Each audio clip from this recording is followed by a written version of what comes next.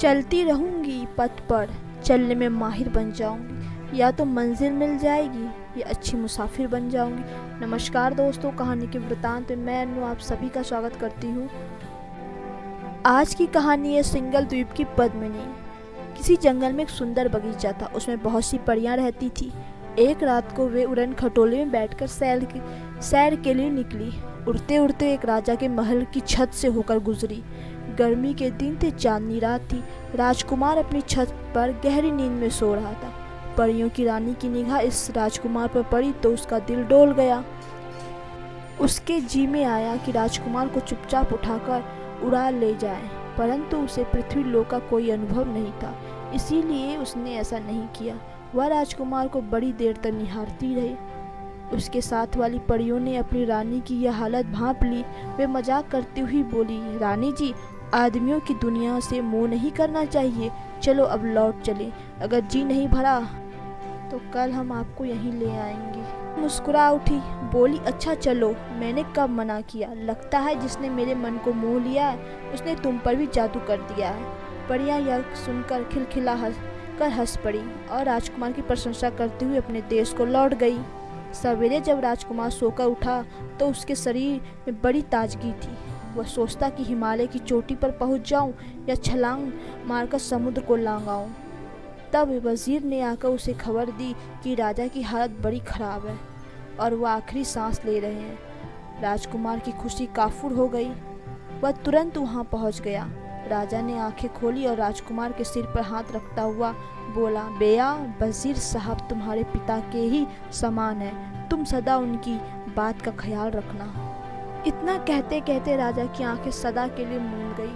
राजकुमार फूट फूट कर रोने लगा। राजा की मृत्यु पर सारे नगर में शोक मनाया।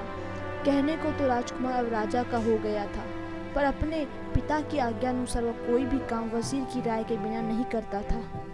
एक दिन वजीर राजकुमार को महल के कमरे दिखाने ले गया।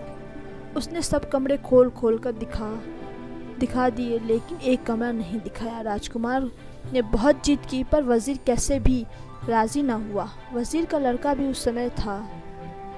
वह राजकुमार का बड़ा गहरा मित्र था। उसने वजीर से कहा, पिताजी, राजपाट, महल और बाग बगीचे सब इन्हीं के तो हैं, आप इन्हें रोकते क्यों हैं? वजीर ने कहा, बेटा, तुम ठीक कहते हो, सब कुछ इन्हीं का है, लेकिन महाराज ने मरते समय मुझे हुक्म दिया था कि इस कमरे में राजकुमार को मत ले जाना। अगर मैं ऐसा करूँगा तो राज को बड़ा बुरा लगेगा। वजीर का लड़का थोड़ी देर तक सोचता रहा, फिर बोला, लेकिन पिताजी, अब तो राजकुमार ही हमारे महाराज हैं, उनकी बात मानना हम सबके लिए ज़रूरी है। अगर आप राजा के दुख का इतना ध्यान रखते हैं तो हमारे इन राजा के दुख का भी ध्यान रखिए और दरवाज़ा खोल दीजिए। राजकुमार को दुखी देखकर हमारे राजा को भी शांति नहीं मिलेगी। वजीर ने ज़्यादा हट करना ठीक न समझा और चाबी अपने बेटे के हाथ पर रख दी। ताला खोलकर तीनों अंदर पहुंचे। कमरा बड़ा सुंदर था। छत पर तरह तरह के कीमती झाड़ फानुस लटक रहे थे और फर्श पर मखमल के गलीचे बिछे हुए थे। दीवार पर सुंदर सुंदर स्त्रियों की तस्वीर लगी थी। एकाएक राजकुमार की निगाह एक बड़ी सुंदर युवती की तस्वीर पर पड़ी। उसने वजीर से पूछा कि यह किसकी है। वजीर को जिसका डर था वही हुआ। उसे बताना ही पड़ा कि वह सिंगल द्वीप की पद्मिनी की है। राजकुमार उसकी सुंदरता पर ऐसा मोहित हुआ कि उसी दिन उसने वजीर से कहा, मैं पद्मिनी से ही ब्याह करूँगा। जब तक पद्मिनी मुझे नहीं मिलेगी मैं राज के काम में हाथ नहीं लगाऊंगा। वजीर हैरान होकर बोला, राजकुमार, सिंगल द्वीप पहुंचना आसान काम नहीं है। वह 7 समुंदर पार है। वहां भी जाओ तो शादी करना तो दूर, उससे भेंट करना भी असंभव है। उसकी तलाश में जो भी गया लौट कर नहीं आया। फिर ऐसे अनहोने काम में हाथ डालने की सलाह मैं आपको कैसे दे सकता हूँ? पर राजकुमार अपनी बात पर अड़ा रहा। वजीर का लड़का उसका साथ देने को तैयार हो गया। वे दोनों घोड़े पर सवार होकर चल दिए। चलते चलते दिन डूब गया। वे एक बाग में पहुंचे। अपने अपने घोड़े खोल दिए, हाथ मुंह धोकर कुछ खाया पिया। वे थके हुए तो थे ही, चादर बिछाकर लेट गए। कुछ ही देर बाद गहरी नींद में सो गए। आँख खुली और चलने को हुए तो देखते क्या है कि बाग का फाटक बंद हो गया और वहाँ कोई खोलने वाला नहीं है। बगीचे के बीचों बीच संगमरमर का एक चबूतरा बना था। आधी रात पर वहाँ कालीन बिछाई गई, फूलों और इत्र की सुगंधी चारों ओर फैलने लगी। फिर चबूतरे पर एक सोने का सिंहासन रख दिया गया। कुछ ही देर में घर घर करता हुआ एक उड़न खटोला वहाँ उतरा। उसके चारों पायों को एक एक परी पकड़े हुए थी। उस पर उनकी रानी विराजमान थी। चारों परियों ने अपनी रानी को सहारा देकर नीचे उतारा और रतन जड़ित सोने के सिंहासन पर बिठा दिया। परी रानी ने इधर उधर देखा और अपनी सखियों से कहा, वह देखो, पेड़ के नीचे चादर बिछाए जो आदमी सो रहे हैं, उनमें से एक वही राजकुमार है। उसे तुरंत मेरे सामने लाओ। हुक्म करने की देर थी कि परियां सोते हुए राजकुमार को अपनी रानी के सामने ले आई। राजकुमार की आंख खुल गई और वह परियों की जगमगाहट से चकाचौंध हो गया। परियों को अपने आगे पीछे देखकर उसे बड़ा डर लगा और हाथ जोड़कर बोला, मुझे जाने दीजिए। परी रानी ने मुस्कुराते हुए कहा, राजकुमार, अब तुम कहीं नहीं जा सकते, तुम्हें मुझसे विवाह करना होगा। राजकुमार बड़ी मुसीबत में पड़ गया। बोला, परी रानी, मैं क्षमा चाहता हूँ। मैं सिंगल द्वीप की पद्मिनी की तलाश में निकला हूँ। इस समय मैं विवाह नहीं कर सकता। परी ने कहा, भोले राजकुमार, सिंगल द्वीप की पद्मिनी तक आदमी की पहुँच असंभव नहीं है।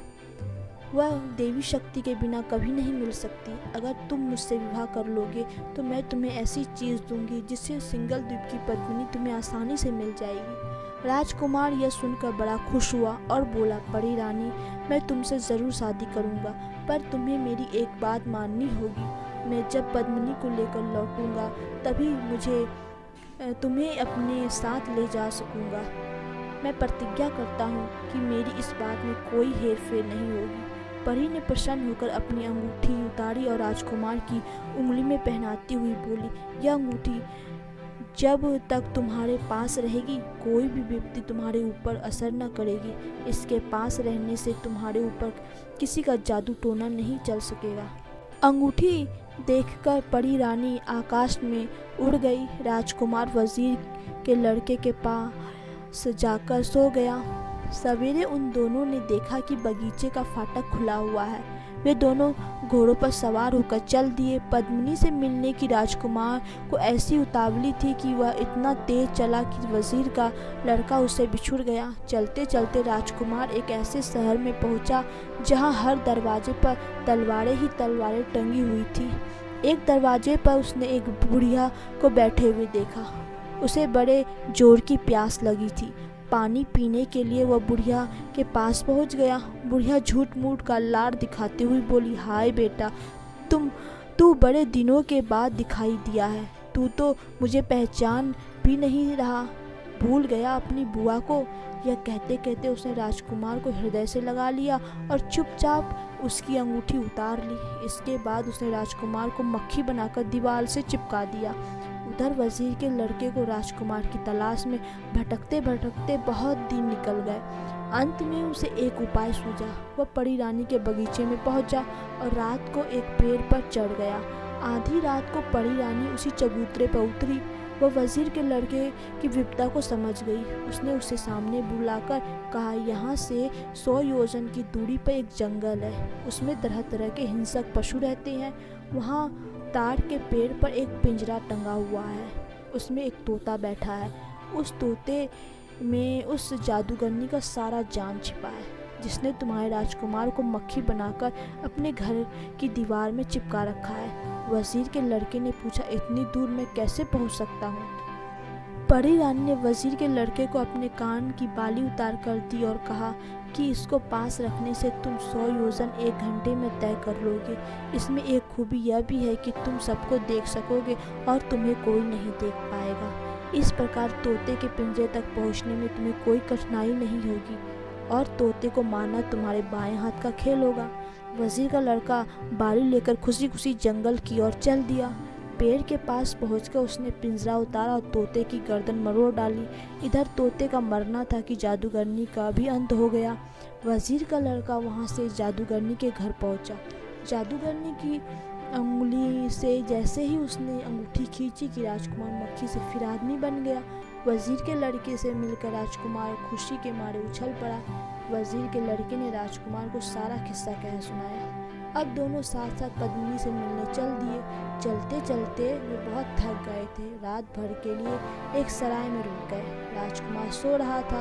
उधर से विमान में बैठकर महादेव और पार्वती निकले। दोनों बातचीत करते चले जा रहे थे। एकाएक महादेव जी ने कहा, पार्वती, इस नगर की राजकुमारी बहुत सुंदर गुणवती है।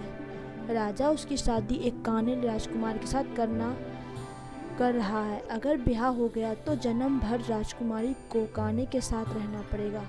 मैं इसी सोच में हूँ कि सुंदरी को काने से कैसे छुटकारा दिलाऊं। पार्वती जी ने नीचे सोए हुए राजकुमार की ओर इशारा करते हुए कहा, देखिए जरा नीचे की ओर, कितना सुंदर राजकुमार है। विमान उतारिए और राजकुमार को लेकर वर की जगह पहुंचा दीजिए। महादेव जी को यह युक्ति जच गई। उन्होंने ऐसा ही किया। राजकुमार की शादी उस राजकुमारी से हो गई। विदा के समय राजकुमार बड़े चक्कर में पड़ा। विवाह करने के बाद लौटते समय मैं तुम्हें साथ ले जाऊंगा। इस समय तो तुम मुझे जाने दो। राजकुमारी को राजकुमार पर विश्वास हो गया। उसने उसे 2 बाल दिए, एक सफ़ेद और एक काला। राजकुमारी ने कहा कि काला बाल जलाओगे तो काला हो जाएगा और सारी इच्छाएं पूरी कर देगा। राजकुमार बाल पाकर बड़ा खुश हुआ और राजकुमारी को लौटने का भरोसा देकर सिंगल द्वीप की ओर चल पड़ा। पहले उसने काला बाल जलाया। बाल के जलाने के थोड़ी देर में काला दैत्य राजकुमार के आगे खड़ा हो गया। राजकुमार पहले तो बहुत डरा, पर वह जानता था कि वह दैत्य उसका सेवक है। उसने हुक्म दिया, जाओ वजीर के लड़के को मेरे पास ले आओ। काला दैत्य उसी क्षण वजीर के लड़के को राजकुमार के पास ले आया। फिर बोला, और कोई आज्ञा? राजकुमार ने कहा, हम दोनों को पद्मिनी के महल पहुंचा दो। राजकुमार ने कहा, हम दोनों को पद्मिनी के महल पहुंचा दो। कहने की देर थी कि पद्मिनी के महल फाटक पर आ गए। वहाँ एक हष्टपुष्ट संतरी पहरा दे रहा था। उसने अंदर नहीं जाने दिया। राजकुमार ने फिर काला बाल जलाया। दैत्य हाजिर हो गया। राजकुमार के हुक्म देते ही काले दैत्यों की पलटन आ गई।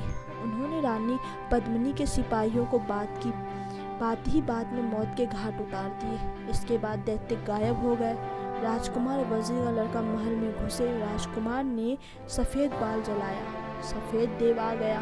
राजकुमार ने उससे कहा, मैं पद्मिनी से विवाह करना चाहता हूँ, बारात सजा कर लाओ। जरा सी देर में देव अपने साथ एक बड़ी शानदार बारात सजा कर ले आया।